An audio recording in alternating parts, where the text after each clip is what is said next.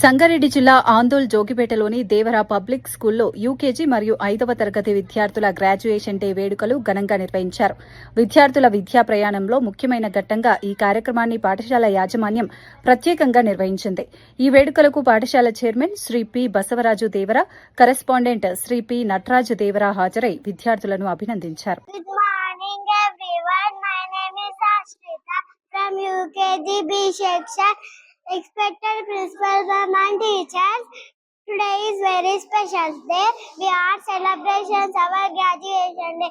I would like to thank you all my teachers.